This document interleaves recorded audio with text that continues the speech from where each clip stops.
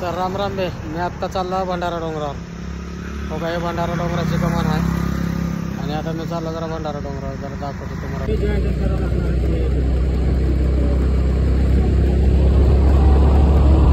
जरा इकडून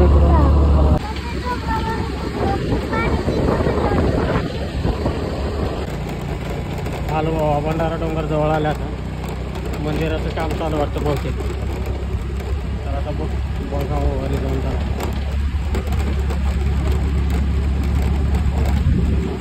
दांडग्याला काम चालू आहे मंदिराचं. आता आला जवळ.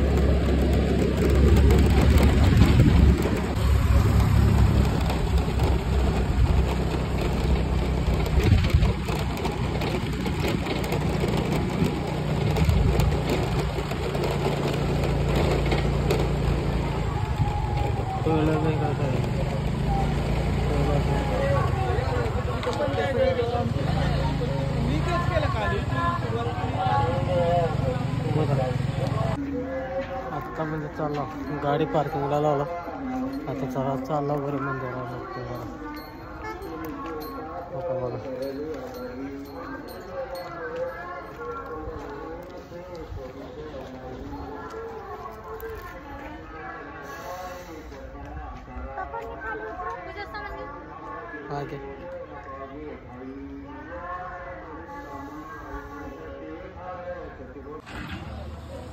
आत्ता आला मंदिरात वगैरे.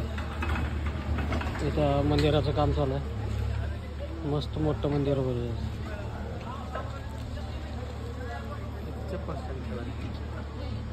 पूर्ण झालेलं नाही का मंदिराचं?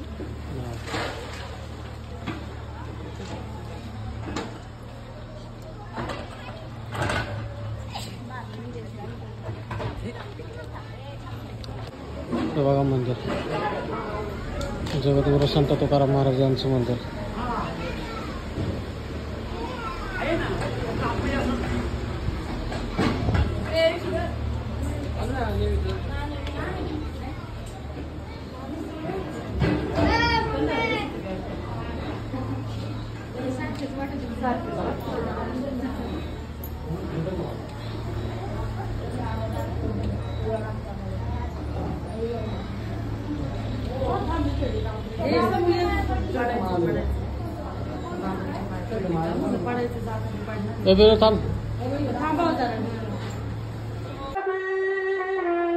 आत्ता दर्शन बिर्शन झालं आमचं, तर आता चाललो वापस. ये ना.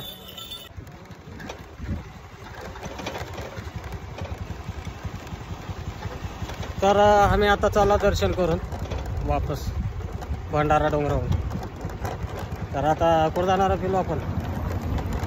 आता घरी. घरला चाललो? घरला जाणार हो का? नाही. मग कुठं? देऊला. देवाला जायचे? बर. देवाला नको, घरला कुठं आहे? नाही जायचं. मस्त मस्त वाटणार आहे का डोंगरा डोंगरा? दर्शन घेतलेस का? घेतले की. घेतलेस? चला मग आता आम्ही चालत थेट आता कुठं? देऊला. देऊला चालू. बाय कर सगळं. बाय. देऊला चला.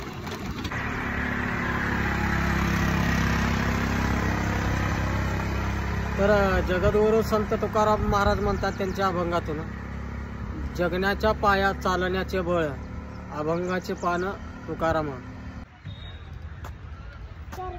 हे बघा मस्त पैकी थंडगार पाणी. कुठली नदी म्हणते त्याला? इंद्रायणी नदीच्या कडला आलो का?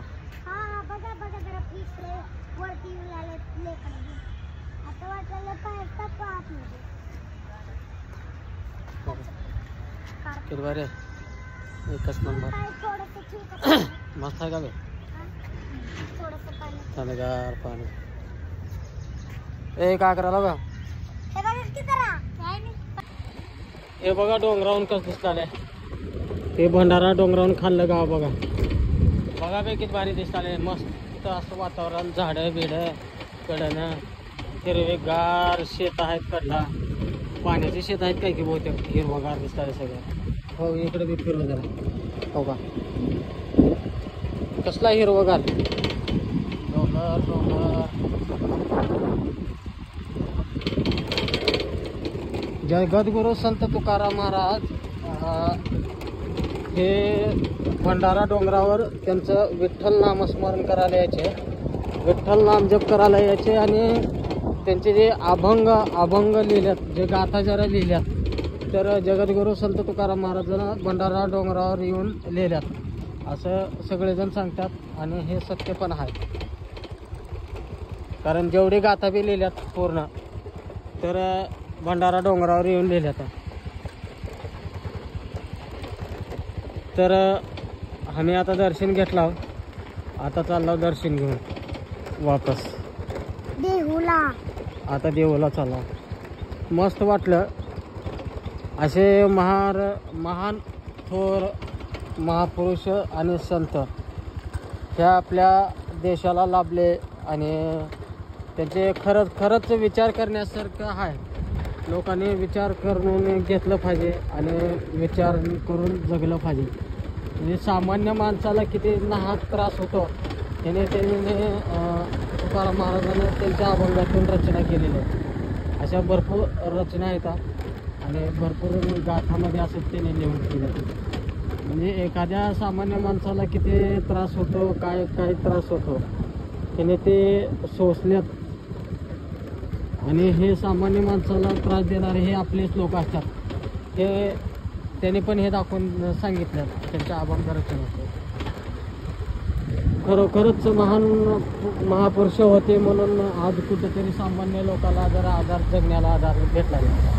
नाहीतर सामान्य लोकांना जगण्याला अधिकारच नसला असं खरं सांगायचं नाही.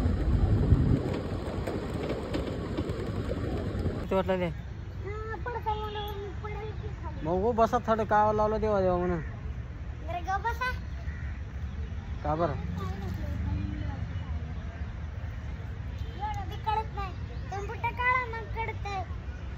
का करू बोट काढून.